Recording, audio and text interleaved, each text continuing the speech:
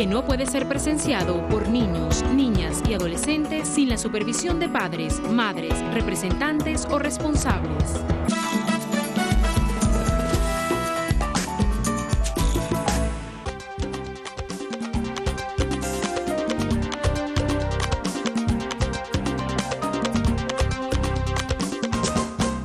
Buenas noches, Venezuela. Muchísimas gracias por estar con nosotros, como siempre, en Contragolpe por Venezolana de Televisión.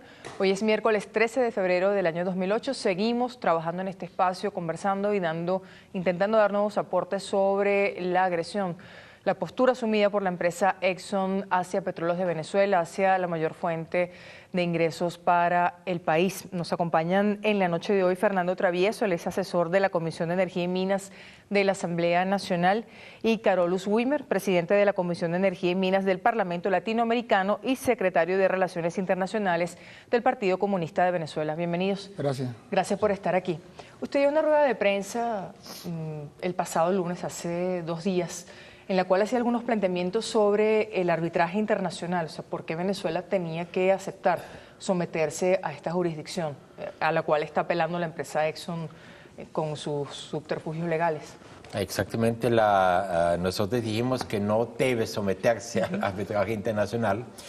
Esos son esos restos de la vieja Constitución del 61 que nosotros el año pasado tratamos de proponer en el marco del referéndum constitucional con la reforma, una modificación del artículo 151 para finalmente establecer que la única jurisdicción tiene que ser un tribunal venezolano nacional. Y sin embargo, como esa reforma no se aprobó en ese momento, nosotros proponemos... ¿Cuál es la situación ahora? Una ley, inclusive los diputados de la fracción parlamentaria del PCV pronto van a llevar a la Comisión de Energía y Minas de la Asamblea Nacional una propuesta de ley que para a corto plazo regular ese vacío y realmente... ¿Cómo sería regular ese vacío, diputado? O sea, ¿qué se aprobaría exactamente? Se trata aquí, hay en ese artículo, que es un lastre de la vieja Constitución y fue repetido en la Constitución del 99, en sí hay el artículo sí da el derecho a los tribunales competentes de la República en caso de cualquier disputa, pero hay una frase que dice, si no fuere improcedente de acuerdo a la naturaleza de los mismos. Significa, simplemente le da un supuesto derecho a una transnacional extranjera, no solamente petrolera, sino de cualquier tipo, de buscar un tribunal fuera del país para cambiar la jurisprudencia, como es el caso de Exxon. Pero lo que apruebe la Asamblea Nacional, en caso de que esa propuesta cristalice, prospere, ¿se podría aplicar para el caso Exxon? Exactamente. Sí, se podría aplicar para el caso Exxon. Podría aplicarse y en cada caso del futuro. Fíjate, debe establecerse claramente que de ahora en adelante la soberanía implica también que todo el Estado, cualquier disputa que viene con una empresa, también particular, extranjero, tiene que ser tratado en los tribunales nacionales. ¿En cuánto tiempo podría aprobarse? Eso depende propuesta. Aquí también del asesor de la Asamblea Nacional. Adelante, nuevamente, sí. Bienvenido. Muchas gracias. ¿Una idea como esta podría prosperar en la Asamblea Nacional y en cuánto tiempo podría realmente aprobarse? Yo creo que para entender plenamente lo que está pasando con la Exxon, tenemos que ver cuál es el contexto energético, qué es lo que está sucediendo en el mundo con respecto a la energía, ¿no? Y hay unos hechos ahí que son bien concretos. El primero es que la Agencia Internacional de Energía determinó en el año 2004 que se ha consumido más de la mitad de las reservas de petróleo convencional. A raíz de eso, el estamento legal norteamericano promulgó una ley que se llama Sarbanes-Oxley que regula el registro de reservas. Eso se hace porque actualmente lo más importante en el planeta para medir la potencialidad de un país o de una empresa energética es el nivel de reserva, más que la ganancia por año. Cuando uno entiende plenamente ese contexto, más lo que salió declarando el director ejecutivo de la Shell a escala mundial, de que en marzo del 2005 se pudo haber alcanzado la máxima capacidad de producción, nos dice que el Estado venezolano y PDVSA tiene toda la fortaleza de su lado, porque la potencialidad está en quien tiene las reservas, y Exxon es la que necesita de nosotros. Y haciendo este análisis vemos que lo que quiere la Exxon es tratar de buscar condiciones ventajosas para negociar un área en la faja. Es lo que persigue en última instancia a través de esta maniobra. ¿Pero usted cree que toda esta estrategia legal de varios recursos simultáneamente en varias instancias internacionales es para seguir negociando con Venezuela un espacio en la faja? Fíjate. El bien escaso. ¿Usted cree que Venezuela realmente le abriría las puertas? No. Después de acciones como esta. Yo creo que ellos trataron, como han hecho siempre, de manipular a la opinión pública, dando una imagen falsa del peso de cada uno de los factores. En este caso, el peso, la fortaleza está del lado venezolano. Cuando sabemos que una empresa vale por la cantidad de reservas certificadas que coloca en bolsa bajo la figura de contable de producción a futuro, vemos que el problema radica que cuando se nacionalizaron las empresas mixtas que hacían vida en la faja del Orinoco, ese porcentaje accionario que ellos perdieron y después todo porque no aceptaron, se les rebaja en cuanto a producción a futuro colocada en bolsa. Es decir, una empresa vale en la bolsa de valores por las reservas que le quedan, no por la infraestructura que tenga. Entonces, en una negociación de este tipo, Exxon, que conoce esto a la perfección, no va a estar interesada en ganar unos millones de dólares más y unos millones de dólares menos. Lo que necesita son las reservas, que es lo que le da la vida útil a la compañía. Una compañía vale por la cantidad de años que va a poder mantener las ganancias. Porque realmente lo que estaría buscando la empresa Exxon es mantener un cupo en la faja, un espacio en la faja, o que Venezuela le retribuya con eso. Por supuesto. En ese arbitraje internacional. O sea, forzar a Venezuela de una u otra manera. Por eso, cuando Pero esa es la interpretación que usted hace. Esa es la interpretación a través de un análisis de lo que está aconteciendo a escala planetaria con respecto al mundo de la energía. Cuando uno revisa lo de la Agencia Internacional de la Energía es un hecho objetivo, la ley Sarbanes-Oxley es un hecho objetivo, el CENIP petrolero son hechos objetivos, Vanessa. Esto no es nada de subjetividad, es un análisis concreto que no se ha hecho antes, porque como quien ha llevado la batuta son los analistas petroleros de la oposición, ellos no conocen la materia, sino lo que ellos hacen es seguir lo que le dicen las transnacionales, nos han molestado en investigar qué es realmente lo que hay detrás, cuál es el trasfondo. Y el trasfondo a escala planetaria es el control de las reservas. Fíjate, ahorita cuando los Estados Unidos, o hace unos años cuando los Estados Unidos invadieron Irak, todavía tienen un punto que no han podido arreglar, que es la modificación de la ley de hidrocarburos iraquí. ¿Por qué? Bajo la ley actual, a pesar de que dominan toda la industria petrolera, no pueden colocar las reservas como producción a futuro en bolsa, que es principalmente lo que ellos quieren, y por eso la presión de los norteamericanos para que tanto los chiitas como los sunitas modifiquen la ley de hidrocarburos. Ahora, ¿cuáles serían los próximos pasos entonces para forzar a Venezuela a negociar con Exxon otra vez una parte de la faja? Fíjate, una vez que tú desmontas cuáles son los objetivos estratégicos de ellos, nosotros nos podemos dar el lujo de decir que no les vamos a vender más petróleo. Que fue la decisión, finalmente. Que fue la decisión y ellos están pidiendo continuar las negociaciones. O sea, se les cayó el esquema rapidito, no tenía ninguna fuerza. Es evidente, está en los periódicos. Claro, se les cae el esquema, pero evidentemente se generó una situación de alarma en el país. Tampoco eso... Que nos permite... Tampoco eso se puede olvidar, ¿no? Claro, pero nos permite que nuestro pueblo, el pueblo de Venezolana, entienda que somos la mayor potencia energética del mundo. Y en cualquier discusión de este tipo, el que tiene la posesión de las reservas de petróleo tiene la ventaja. Fija la última posición. Ahora, en esta instancia de arbitraje internacional, ¿cuál debería ser la posición de Venezuela, en su opinión? Yo creo... Si tal como usted lo plantea, lo que Exxon quiere es mantener su cuota de participación en la faja en estos términos. Exxon tiene que tener claro... ¿Pero por qué ¿y por qué Exxon no negoció con el Estado venezolano como si lo hicieron otras empresas? Se dice que no quiso porque tiene miedo de que el Estado ruso, donde ellos tienen inversiones y tienen reservas, adopte un estamento legal, unas medidas legales como las que ha adoptado el presidente de Venezuela, Hugo Chávez Rafael Frías, que es el avance en cuanto a nacionalismo petrolero más fuerte que se ha dado en el mundo desde el fin de la Guerra Fría.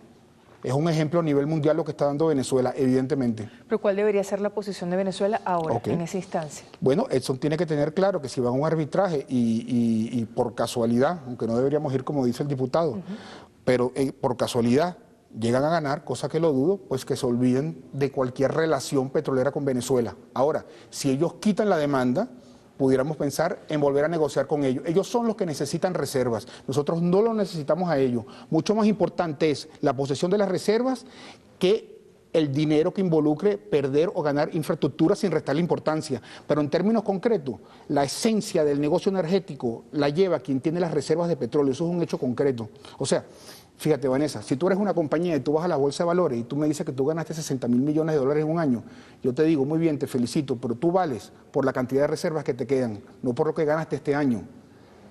Pero nuevamente, con más razón, porque Exxon no negocia con Venezuela cuando finalizan estos convenios y se plantea una relación en términos más beneficiosos para el Estado venezolano. Porque subestimaron... Porque otras empresas sí negociaron. Claro, porque subestimaron la capacidad venezolana de mantenerse firme en estas circunstancias. Esto era como una suerte de pulso para tratar de presionar al Estado venezolano a otra negociación. Hicieron un tanteo y nos han hecho un gran favor porque nos permite divulgar al pueblo de Venezuela que somos la mayor potencia energética del mundo. Eso está determinado por la cantidad de reservas que usted tenga y las nuestras están certificadas a diferencia del resto de los países de la OPEP, y quien necesita de Venezuela son todas las empresas de todos los países del mundo, en cuanto que nosotros somos la mayor reserva, y la reserva es lo que le da potencialidad a una empresa en un periodo de transición energética que es el que estamos viviendo. Claro. Un periodo de transición energética por agotamiento del combustible más eficiente. Cuando se agota el combustible más eficiente, surgen combustibles también que lo pueden sustituir, pero que son menos eficientes. Por eso los biocombustibles en Europa, que han traído esta inflación de alimentos a escala planetaria. Entonces, en un periodo de transición energética, quien conserva la soberanía, gana, la rentabilidad ya está asegurada. Y de ahí viene toda la estrategia que ha tenido el presidente Chávez de montar empresas mixtas, pero con todos los países del planeta, y cualquier intromisión extranjera en Venezuela sería meterse con todos los intereses que hay en la faja. Es una política defensiva genial, la que ha aplicado el presidente. Claro, que afectaría por igual también a las empresas transnacionales que están en la faja. ¿En qué sentido? ¿A qué te refieres? No, cuando usted dice que la política defensiva que se ha montado desde el gobierno nacional, claro, si se toca algo vinculado con la faja, se están tocando los intereses de las transnacionales que sí aceptaron otras condiciones para estar allí. Es lo contrario de lo que hizo Irak. Irak no adecuó su política defensiva en este sentido. Al fin de la Guerra Fría sacó todos los intereses extranjeros y a la hora de una confrontación militar no tenía la Unión Soviética que lo respaldara. Nosotros tenemos las puertas abiertas a todos los países del mundo siempre y cuando acepten sin ninguna objeción las leyes venezolanas, que involucran mayoría accionaria y control estratégico por parte del Estado venezolano sobre todas las empresas que hagan vida en el país. Internacionalmente, diputado, ¿cómo se ha observado este problema? Que para algunos es un conflicto, para otros es un ataque contra la soberanía nacional. Sí, exactamente. Para otros es un incumplimiento de Petróleos de Venezuela atendiendo a los intereses de una transnacional. Es muy importante entender toda la parte petrolera, realmente las relaciones petroleras energéticas de las compañías, pero también nosotros tenemos que tener claro que conjuntamente con esas empresas transnacionales, especialmente en el momento de las petroleras y de energía, está combinado la política. Es indudable que, especialmente tu pregunta, ¿por qué las otras empresas sí aceptaron porque las otras empresas sí negociaron, en empresas mixtas sin mayores problemas y ExxonMobil no, porque nosotros sí estamos seguros que ahí también se juega la política en el marco de un acercamiento, de un cerco hacia Venezuela, de un tratar de una u otra forma jugar el tema petrolero, que como también se señaló, todas esas noticias crearon en la propia población nuestra una incertidumbre, una angustia, que eso se juega, aunque casi uno dice se fastidia a repetirlo, pero constantemente vivimos en la preparación del próximo golpe. Y lo que se trata, por un lado, también con las transnacionales que tienen el dominio en el mundo de la producción alimentaria, y la producción agraria, también en el campo petrolero energético, indudablemente se juega esa carta de debilitar al gobierno venezolano, de dejar mal al presidente Chávez. ¿Y Venezuela ha quedado mal, diputado? No, si lo vemos internacionalmente. Tratan de hacerlo. Si, por ejemplo, si comparamos las noticias a nivel mundial, ahí sí comenzó una ofensiva generalizada que es también bien interesante, porque no hay reacciones diferentes en los diferentes países, sino uno ve claramente que de repente en todos los países, los medios tienen el mismo mensaje, donde siempre también decimos que son mensajes producidos en los laboratorios y después relacionados o paralelamente con la noticia energética, petrolera, técnica prácticamente, que hay que dominarlo, pero también está toda esa ofensiva política que estamos seguros, como también se explicó, a corto plazo fracasó, pero indudablemente ahí se va a insistir, porque es muy importante repetirlo, que realmente la política norteamericana en ese momento del Estado, no del gobierno, sino del Estado, en momento busca en una forma desesperada fuentes energéticos, controlar los recursos naturales más allá del petróleo, incluye también agua, y indudablemente Venezuela y América Latina representan esos recursos a largo plazo en el mundo. Habría que esperar otras acciones entonces, si eso es así como usted lo plantea. Constantemente. O sea, en el ámbito petrolero. Es muy importante eso, porque Exxon Oil no representa simplemente una empresa petrolera, sino Exxon Oil está implicado en las acciones de los paramilitares, financiaron acciones paramilitares en La Guajira para expulsar a los Wayuu, por ejemplo, porque quieren... ¿Esto está demostrado, probado? Eso está, o sea, está bien documentada esa denuncia. Está documentado, eso son acciones de, otra vez, como en Colombia, por ejemplo, donde sí tienen acción libre, que quieren tener también en Venezuela, están realmente apoyando tanto el derechista gobierno de Uribe, como también los paramilitares, porque necesitan ese brazo armado para llegar a los recursos, porque mientras los indígenas, por ejemplo, defienden sus territorios, históricamente, una propiedad histórica, entonces, ¿cómo lo pueden sacarlo? Lo pueden sacar, naturalmente, con un brazo armado, que son los paramilitares. Pero Exxon tiene mucho que perder en Venezuela, de acuerdo con el análisis que ustedes hacen. ¿Tiene más que perder que ganar con este conflicto? Todas las transnacionales y los Estados Unidos tienen mucho que perder, pero claro... Pero al plantearse la vía conflictiva con Venezuela. Quiero dar otro ejemplo, que en ese momento, en plena debate de la candidatura presidencial en los Estados Unidos, ahí podemos también decir que por parte del Partido Demócrata no podemos esperar un cambio positivo, porque no se trata de unas elecciones, no se trata de unas relaciones de Estado a Estado, no se trata que le gusta el presidente o no le gusta, necesitan las reservas, especialmente energéticas.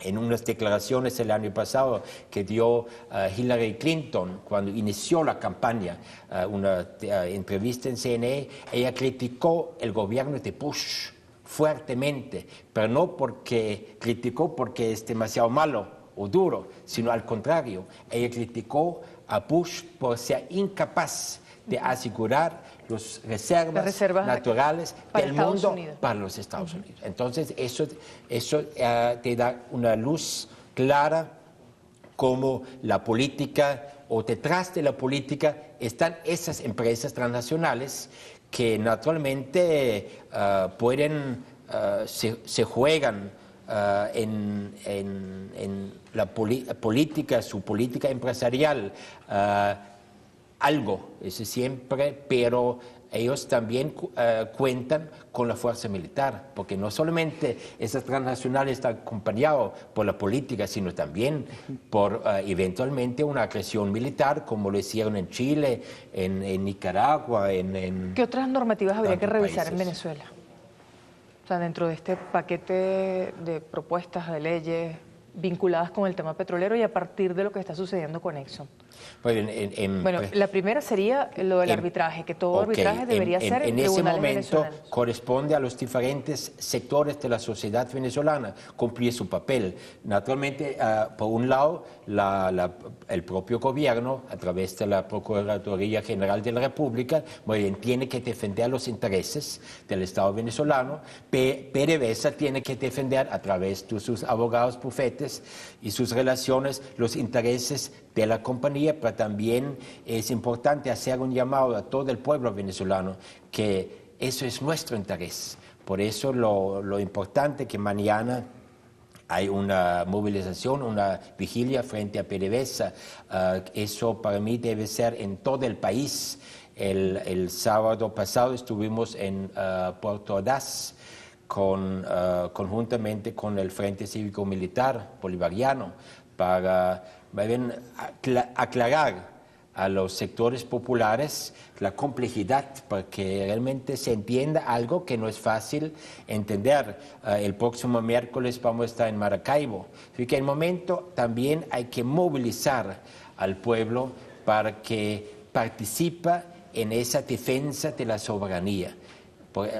Porque indudablemente los grandes recursos a largo plazo que tiene Venezuela implica un gran peligro para nosotros. Ahí cito un experto Pero a petrolero. medida que sigamos cuantificando las reservas, más aumenta el riesgo. Exactamente, ahí cito un experto brasileño que estuvo en un encuentro del Parlamento Latinoamericano el año pasado y me dijo, muy bien, yo estoy aquí en Venezuela y siempre escucho, nosotros somos el país, Venezuela es el país con los máximos recursos a largo plazo, y yo digo, muy bien, en vez de ser feliz, yo tendría miedo, porque también al mismo tiempo ustedes son los más Un blanco. de mayor blanco posible. Por eso es movilizar al pueblo venezolano y a todas sus instituciones, porque no solamente se trata de Exxon y no solamente se trata de esos 12.000 millones que ellos exigen. Tenemos que hacer una pausa, quisiéramos dejarle al regreso un comentario, porque un tribunal, según las agencias de noticias, declaró hoy la congelación de $300 millones de PDVSA. Sin embargo, su discurso es que es Exxon la que está contra la pared, pero esto pareciera poner a PDVSA contra la pared. ¿Es así o es que hay que darle otra interpretación a esta noticia? Esperamos su comentario al regreso. Ya volvemos.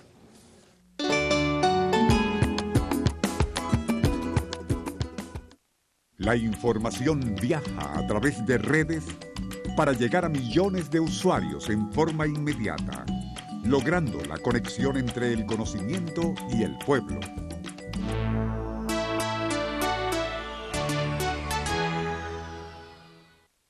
Una llave abierta o goteando, una bombilla encendida día y noche son gastos económicos inútiles. Cierra la llave y apaga la luz.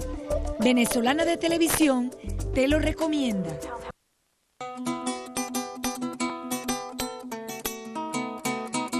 Misión Milagro en el estado Apure. Asiste a la jornada de captación de pacientes este jueves 14 y viernes 15 de febrero en el gimnasio de pesas de San Fernando de Apure. 14 y 15 de febrero desde las 8 de la mañana. Jornada de captación de pacientes de la Misión Milagro. Una visión solidaria del mundo. Gobierno Bolivariano. Venezolana de Televisión, el canal de todos los venezolanos.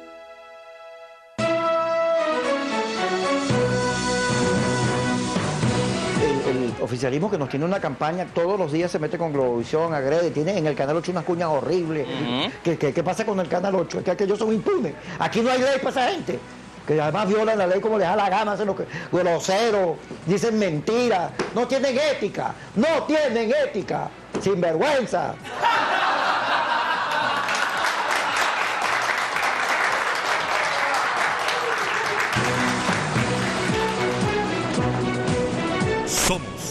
Globovisión.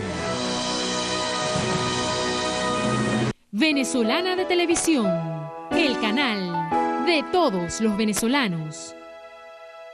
Torre de la Economía Popular y Solidaria. Ahora en Caracas, la economía informal y solidaria contará con una torre que dignifica al trabajador. Es un edificio que cuenta con las instalaciones más modernas que hay en Venezuela. Posee una infraestructura de 16 pisos, 12 pisos dentro del área comercial y el área de oficina, y 4 pisos de estacionamiento. Para finales de este semestre se estará entregando la primera etapa, que consta de los primeros 910 locales comerciales. Gobierno Bolivariano. Venezolana de Televisión, el canal de todos los venezolanos. Con la nueva Pequiven, el gobierno bolivariano impulsa el gran desarrollo petroquímico socialista de Venezuela para ser una potencia mundial.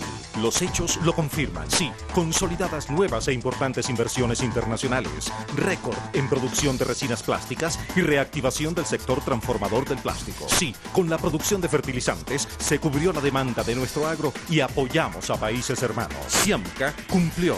Empresas socialistas en expansión sustituyen productos plásticos importados a menor precio. Inaugurada Petrocasa, revolucionario sistema de producción de viviendas con PVC que rápidamente están sustituyendo ranchos por casas dignas. Sí, en el 2007, con la nueva Pequiven, más empleos, bienestar y desarrollo. En el 2008, la revolución petroquímica impulsará el poder de la transformación social y económica para todos los venezolanos. Pequiven, transformamos hidrocarburos en desarrollo social. Gobierno Bolivariano. Este es un servicio público de Venezolana de Televisión. El niño José Ricardo Moreno Becerra, de 12 años de edad, requiere con carácter de urgencia cirugía de alto riesgo en la zona sudoccipital. La señora Fabiola Becerra Vargas, madre del niño, solicita la ayuda de cualquier institución o particular que desee colaborar en este caso clínico. Para más información, llamar a los teléfonos 0414-108-0183 y el 0412-586-0795. Es urgente. Este ha sido un servicio público de Venezolana de Televisión. Tú, que produces para alimentar a nuestro pueblo, cada vez tienes más oportunidades de acceder a tierra, crédito, asistencia técnica, capacitación, riego, vialidad y transporte para producir alimentos en beneficio de todos. ¡Hoy nosotros crecemos gracias a ti! La alimentación es un derecho humano, no un negocio. Gobierno Bolivariano. Venezolana de Televisión, el canal de todos los venezolanos. Permiso, papá. Pero cuidado. mija, ¿qué es lo que te pasa? Voy corriendo al banco a cambiar los billetes y las monedas por los nuevos del Bolívar Fuerte. ¿Cambiar? Corriendo. Pero si tienes mucho tiempo para hacer eso. ¿Qué? No te apures. Tus monedas y billetes seguirán circulando junto a los bolívares fuertes al menos hasta junio de 2008. Además, el Banco Central de Venezuela permitirá el cambio todo el tiempo que sea necesario. Tú ya hablas Bolívar Fuerte. Una economía fuerte, un Bolívar fuerte, un país fuerte. Actualízate. Crece la Misión Rivas y crece nuestro compromiso de incorporar a las grandes mayorías al desarrollo del país. Si eres egresado de la Misión Rivas, actualiza tus datos en www.misionrivas.gov.be o a través del 0800 Actualízate y crece con la Misión Rivas. ¡Actualízate! No podemos optar entre vencer o morir. Necesario es vencer. Misión Rivas. Gobierno Bolivariano.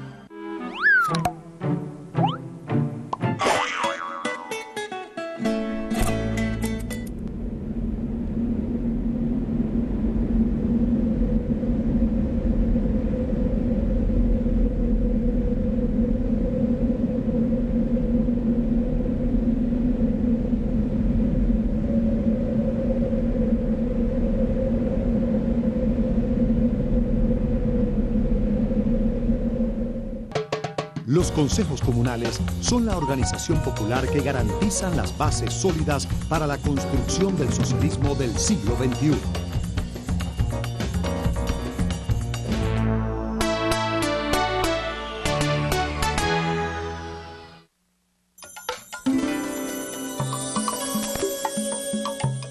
Seguimos con más de Contragolpe, conversando con Fernando Travieso y Carolus Wimber. Le habíamos dejado una reflexión en el aire a Fernando Travieso a partir de esta información que se divulgó el día de hoy, que un tribunal declaró la congelación de $300 millones en contra de Petróleos de Venezuela. ¿Esto no pondría a PDVSA contra la pared? En absoluto. $300 millones no afectan en nada a PDVSA, y yo creo, tendría que revisar la noticia, que eso es una cuenta que tenía la extinta compañía Cerro Negro, la asociación estratégica. No nos afecta en nada. ¿No afecta en nada la operación de PDVSA? No, en absoluto. ¿El gasto diario, las necesidades diarias de Petróleos de Venezuela? Ellos no están en capacidad de afectar a PDVSA. Eso tiene que estar claro. Ahora, con respecto a lo que decía el diputado Carolus, fíjate, Estados Unidos tiene 21.000 millones de barriles que le quedan en reservas de petróleo bajo tierra. Estados Unidos consume 20 millones de barriles aproximadamente diarios, importa 13, produce 7. No puede producir más porque ya tocó la máxima capacidad de producción en 1970. Si tú multiplicas esos 20 millones por 365 días, te da un aproximado de 7.300 millones. Es decir, si ellos pudieran producir todo lo que consumen, en 3 años se quedaran sin una gota de petróleo. Entonces ellos están en una situación realmente delicada, que es lo que venía diciendo el diputado. En ese sentido, la mayor reserva del mundo y que le ha abierto las puertas a las empresas estadounidenses es Venezuela, siempre y cuando respeten el estamento legal venezolano, que es control estratégico y mayoría accionaria de todas las empresas que hagan vida en la faja petrolífera del Orinoco. Y ExxonMobil no es una de tantas empresas estadounidenses que hacen vida acá. Si Venezuela decide dejar de vender petróleo a Estados Unidos, como lo ha anunciado el propio presidente de la República, ¿qué implicaciones tendría para nuestro país? Nuevamente tratando de abordar temas que, es obvio, causan inquietud, causan pues cierta zozobra también, ¿no? Fíjate, nosotros le vendíamos orimulsión a China a un precio irrisorio, que no es lo que vale en realidad, aproximadamente a $5 el barril, y daba ganancia, pero no las que se esperaban. Bueno, imagínate, el barril la cesta venezolana debe estar por arriba de los $80. Entonces Venezuela puede colocar petróleo en cualquier parte del mundo, donde quiera. Aun cuando sea Estados Unidos su principal comprador. Estados Unidos es el principal comprador actualmente, pero Venezuela se puede dar el lujo. Venezuela puede decir, no le vendo más petróleo a Estados Unidos. ¿Cuál es el bien escaso? El bien escaso es el petróleo. Los países demandan más petróleo del que se está ofertando. ¿Otros países le podrían comprar a Venezuela? ¿Venezuela podría colocar su petróleo en otros mercados? Fácilmente. Hay mucho más, es lo que se demanda que lo que se ofrece en el mercado energético. Venezuela puede colocarlo en cualquier parte del mundo. Las necesidades de China, de la India, del sureste asiático son gigantescas, de la misma Europa. Se ha especulado también sobre la capacidad de refinación. Que supuestamente para el petróleo venezolano la mayor capacidad instalada de refinación se encuentra en territorio estadounidense. ¿Es así? Sí, las asociaciones estratégicas se hicieron para dar exclusividad de colocación de nuestro petróleo extrapesado convertido en liviano y en mediano para refinerías de Estados Unidos. Y no solo eso, sino que nos bajaban el precio por el barril por tener vanadio. El petróleo venezolano contiene un mineral que se llama vanadio. La faja petrolífera del Orinoco es la mayor reserva del mundo de vanadio y nos los tenían escondido. Con el vanadio se mezcla con hierro, se hace ferrovanadio, y ellos se lo llevaban como un residuo sin valor, y lo compraba la NASA para hacer la coraza de los transbordadores espaciales, el complejo militar industrial norteamericano y europeo para la fabricación de tanques, por ejemplo, y es indispensable para las piezas especiales de los reactores nucleares. Eso es el vanadio, y somos la mayor reserva del mundo. O sea que Venezuela puede estar tranquila, o sea, la sociedad venezolana. Es un absurdo, a pesar de estas informaciones es un absurdo no estar tranquilo. Somos la mayor reserva de petróleo del planeta Tierra. El petróleo bajo tierra es lo que le da estabilidad financiera a las compañías y lo que da poder nacional. Ellos no tienen capacidad de variar nuestra producción petrolera y podemos colocarla donde queramos. La rentabilidad, fíjate, por cada 4 barriles que se consumen de petróleo solo se repone 1. El precio del petróleo es un problema estructural entre barriles consumidos y barriles repuestos. Y eso se va a ir agudizando, por lo tanto la renta petrolera va a ir creciendo. Lo importante es preservar la soberanía. Usted preserva la soberanía y asegura la renta que va a ir creciendo con el tiempo. ¿Se está preservando la soberanía con El estas presidente medidas? Chávez está dando un ejemplo al mundo de lo que es preservación de soberanía, rescate de soberanía, porque a raíz de la caída de la Unión Soviética y del consenso de Washington comenzó un saqueo de los países del tercer mundo en quien primero el presidente rescató el precio del petróleo entre el año 99 y el año 2004 a través de rebajar la oferta a través de la OPEP. Pero ya a partir de que la Agencia Internacional de Energía reconoce que se han consumido más de la mitad de las reservas de petróleo, lo que realmente fija el precio es la relación entre barriles consumidos y barriles repuestos.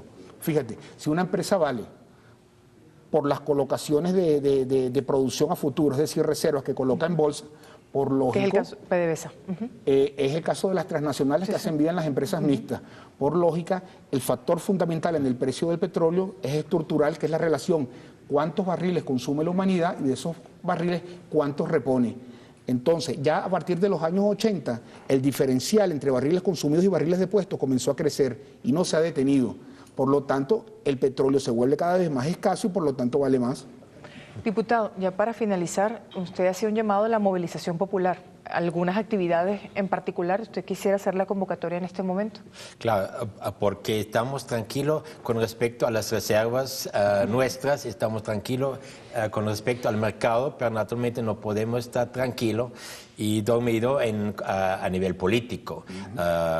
Está indudablemente la amenaza imperialista y en ese sentido es una obligación de estar vigilante y acompañar al gobierno, defender en una forma visible a la empresa nuestra petrolera PDVSA, porque también se oye que desde el interior de la empresa surgen esas posibilidades de la contrarrevolución, esos restos que estaban tranquilos los últimos años, naturalmente ahora conjuntamente con la campaña electoral que se avecina, entonces indudablemente crea graves peligros que se pueden resolver como lo resolvimos durante los últimos 10 años con una movilización popular. Y por eso invitamos mañana, pero no solamente mañana, sino siempre, estar vigilante, defender nuestra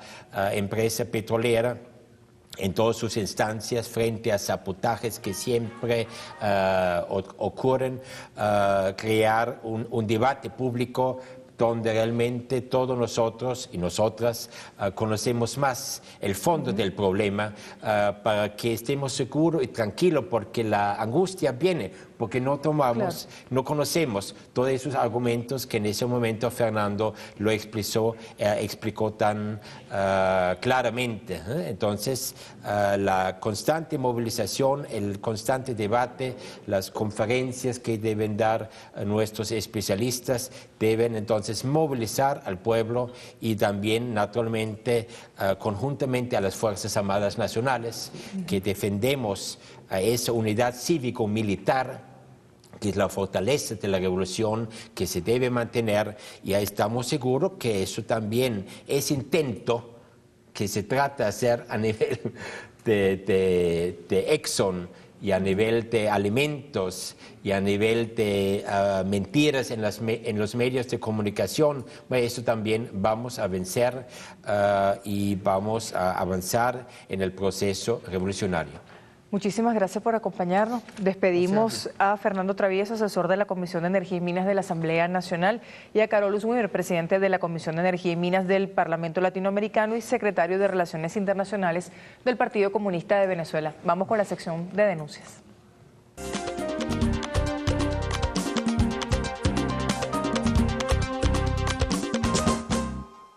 Buenas tardes. Mi nombre es Esteban Paredes, secretario de organización del Sindicato de los Trabajadores Unidos de la empresa cauchera Bridgestone Fire.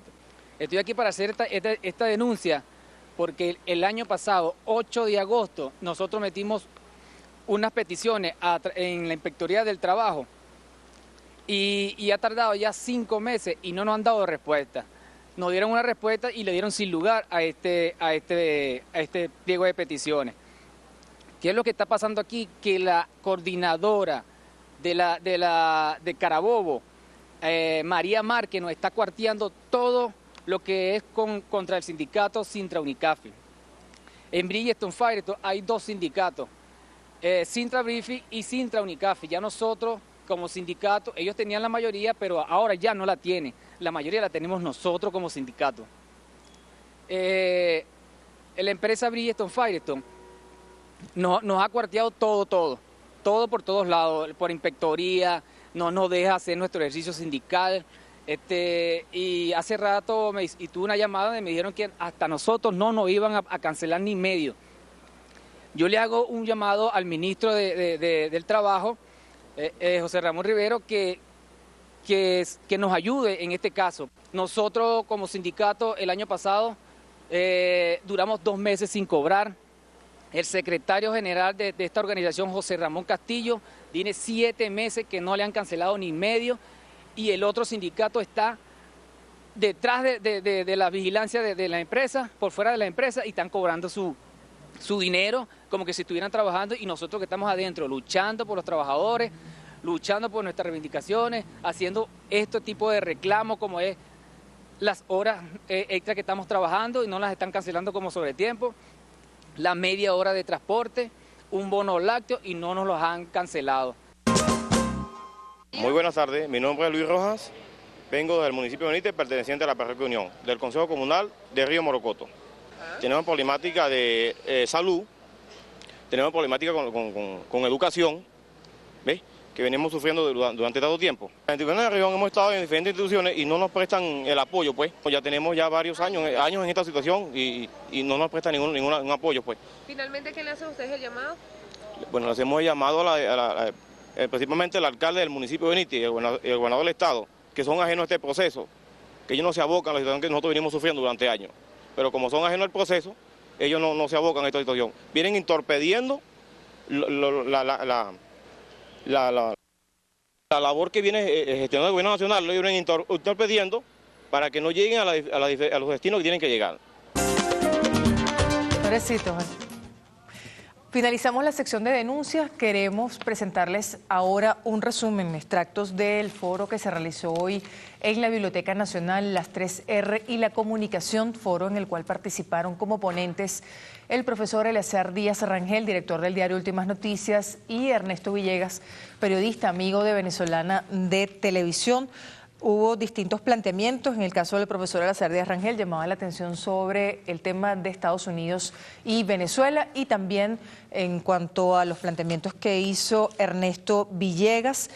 Igualmente hacía una reflexión sobre el problema de la administración Bush y sus intereses en América Latina y cómo eso estaba afectando también a nuestro país. Los dejamos con este material, con un resumen de las intervenciones de ambos. Nos despedimos. Buenas noches para todas y todos. Gracias a todo el equipo de Venezolana de Televisión. Después podrán continuar con Mario Silva y La Hojilla. Buenas noches.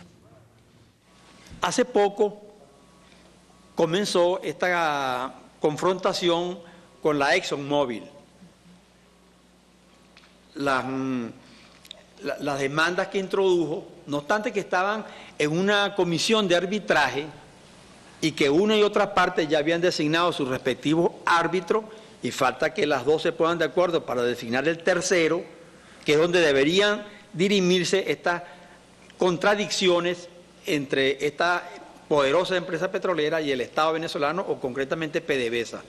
Sin embargo, simultáneamente en 3 tribunales de Nueva York, de Londres y de Ámsterdam salen 3 decisiones, y la primera noticia que llega a Venezuela, que fue a las 5:11 de la tarde del jueves, es de la agencia Reuters, y esa agencia dice: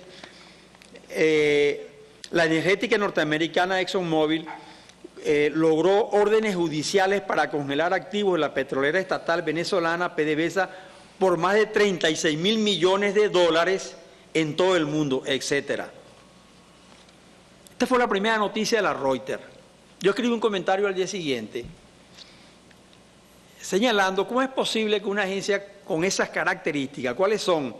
Es la segunda agencia más antigua del mundo, fue fundada en 1835, cuando estaba aquí la revolución de las reformas, de Carujo y Vargas, etcétera. Julius Reuters, un judío, estaba en Londres creando esa agencia con palomas mensajeras, porque no había otro mecanismo para transmitir noticias de un país a otro o de una ciudad a otra. Y esa agencia todavía existe, y es la agencia Reuters, que además con la característica de hace unas 3 décadas que su especialización es la información económica, financiera, energética, etcétera. De manera que una agencia con una gran tradición, con una gran experiencia y con una gran especialización. Es un error de la Reuters haber dicho eso, haber informado así. Se puede atribuir a falta de impericia o de competencia haber difundido esa noticia con esas características, como más o menos, o como se las acabo de leer. Uno tiene que dudar cuando ve o cuando sabe que hay toda una estrategia de Washington en contra de Venezuela y que tiene varias vías. Una de ellas es la de la economía. Yo siempre cito un libro o 2 libros chilenos, bueno, chilenos no, sobre la situación chilena, que están basados no en especulaciones, no en opiniones de gente de izquierda, no en economistas parcializados, no. Están basados en 25.000 documentos de la CIA y del Departamento de Estado que por órdenes del presidente Clinton fueron desclasificados. Y Clinton explicó que lo hacía un poco para compensar con Chile, con el pueblo chileno, el mal que le habían hecho. Ese mal había sido contribuir decisivamente al derrocamiento de Allende. Bueno, en esos documentos queda demostrada la participación desde el presidente Richard Nixon y su asesor de seguridad, que era Henry Kissinger, de la CIA y otras agencias norteamericanas, en el derrocamiento de Allende. Allí se planificó todo. Incluso se hablaba de que todos los días tenían que salir durante varias semanas rumores de botiquines para ser esparcidos por la ciudad de Santiago, por supuesto en contra del gobierno y en contra de la economía chilena. Hubo un momento que dijeron, hágale saber al presidente Frei, todavía Allende no había tomado posición, que a Chile no le llegará ni una tuerca, ni un tornillo, si su economía lo necesita. Es decir, que estoy hablando del más alto nivel, de Nixon y Kissinger. Entonces, toda esa línea se desarrolló durante varios años, primero para intentar que Allende no asumiera el poder y luego para derrocarlo, ¿no? Bueno, y eran 2 líneas, una militar, una conspiración militar, y la otra política, económica y social. Y ahí hay informe de cómo en un periodo determinado se habían publicado 795 artículos en contra de Allende, de cómo habían llevado en determinado momento periodistas de 18 diarios de América Latina, no sé cuál estaría Venezuela, pero eso sería fácil investigarlo, para que escribieran, al regresar de Chile, en contra de Allende, ¿no? Es decir, lo que quiero decirle es que no es ingenuidad, ni osadía, ni puede calificarse de ninguna manera suponer que en la CIA están estudiando permanentemente, 24 horas al día, cómo desestabilizar a este gobierno. Y una de las áreas es la área de la economía y otra, por supuesto, la de los medios. Bueno, entonces, esto es para asociarlo a esto que hizo la Exxon, que no fue... La Exxon está negociando con Venezuela, repito, en la comisión de arbitraje. Y allí, como estaba negociando PDVSA con otras empresas. Y entonces, sin embargo, sorpresivamente, se sale allí y va a 3 tribunales y sorpresiva y casualmente, coincidencialmente, el mismo día, los 3 tribunales deciden la congelación de fondos, porque así fue como lo anunció la Reuters. Cuando comenzaron estas acciones en 1970, a poco de ser electo Allende, que fue electo el 4 de septiembre de 70, el 16 de septiembre se reúne Nixon, Kissinger, el jefe de la CIA y el fiscal general Mitchell, no sé por qué él estaba allí. Al día siguiente, una reunión que había tenido Mitchell con el dueño del Mercurio, Edward, me escapó el nombre, Bueno, ¿por qué el dueño del Mercurio fue tan importante? Porque el dueño del Mercurio fue, inmediatamente después de las elecciones, fue a Estados Unidos y habla en Washington con el presidente de la Pepsi-Cola, que era su amigo. Y el presidente de la Pepsi-Cola había sido superior de Nixon. Nixon era un abogado del bufete de la Pepsi-Cola, que recibía instrucciones de este señor. Estos no son inventos, esto está en ese libro, en esos documentos. Y allí le abre los ojos sobre el peligro de la victoria de Allende.